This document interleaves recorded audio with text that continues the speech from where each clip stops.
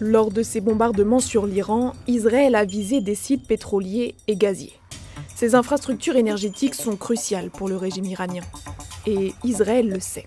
Les frappes israéliennes s'expliquent par la volonté de provoquer un changement de régime. Les questions liées à l'essence font partie des questions sensibles pour la sécurité nationale en République islamique d'Iran. Depuis l'attaque d'Israël sur l'Iran le 13 juin 2025, le monde a identifié au moins 3 infrastructures énergétiques majeures touchées par des frappes. D'abord, le dépôt de carburant de Sharan, au nord de Téhéran, bombardé le 14 juin. Il s'agit de l'un des plus grands centres de stockage et de distribution de carburant de Téhéran. Sur les images satellites, on peut apercevoir qu'au moins 4 réservoirs sur 11 ont été touchés. Au sud de la capitale iranienne, c'est l'une des plus grandes raffineries de pétrole du pays qui a été frappée dans la nuit du 14 au 15 juin. Au moins 2 réservoirs ont été détruits. Sur les images satellites, on aperçoit l'immense panache de fumée. Enfin, sur la côte sud de l'Iran, Israël a visé le plus vaste complexe de production gazière au monde. Il est essentiel pour l'Iran puisqu'il représente les 2/3 de la production de gaz du pays. Selon l'agence de presse iranienne Tasnim, la plateforme de production a été mise à l'arrêt. Endommager ces infrastructures pétrolières ou gazières a 2 conséquences. La première, en Iran. Les dégâts causés pourraient créer des pénuries d'électricité et de carburant. L'approvisionnement énergétique du pays est tributaire à environ 72% du gaz, notamment pour générer de l'électricité. Et concernant l'essence, aujourd'hui son prix est assez bas car l'Iran est l'un des pays au monde où l'essence est la plus subventionnée. Mais s'il y a moins d'essence disponible, il y a un risque de faire augmenter les prix et mettre en colère les Iraniens qui pourraient se retourner contre le régime.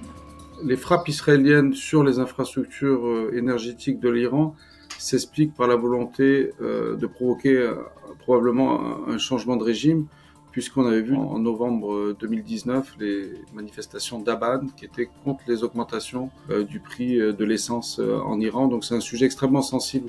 Benjamin Netanyahou a d'ailleurs explicitement invité les Iraniens à se soulever contre leur régime. Tonight I wish to speak to you, the proud people of Iran.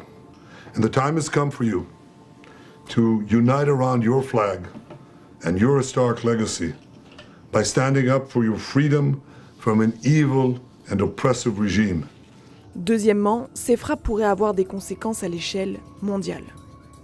Ça a un effet sur les prix du pétrole. Ça permet aussi à Israël d'avoir l'attention des États-Unis et des États de la région parce que tout le monde a intérêt à une stabilité du marché pétrolier. Donc en créant cette perturbation, cela donne une centralité à ce conflit israélo-iranien. Le 13 juin, après les premières frappes israéliennes en Iran, le cours du pétrole a bondi de 10%.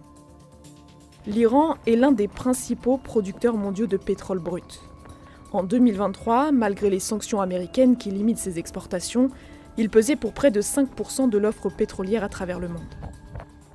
Face aux attaques israéliennes, l'Iran agite une autre menace plus préoccupante, la fermeture du détroit d'Ormuz. C'est par ici que transite 20% de l'offre mondiale de pétrole chaque jour. Dans le contexte des frappes israéliennes, il est possible que l'Iran ne soit plus en capacité d'exporter son pétrole.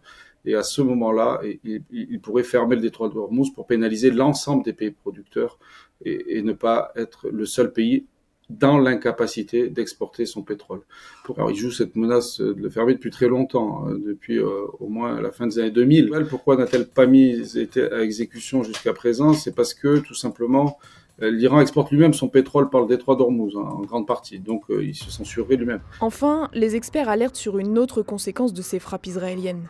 L'augmentation de la pollution dans un pays qui fait déjà partie des plus pollués au monde. De cibler les infrastructures pétrolières revêt un risque écologique majeur pour la qualité de l'air dans la région, pour la pollution. Il y a des champs offshore, donc ça pourrait être aussi également une catastrophe écologique.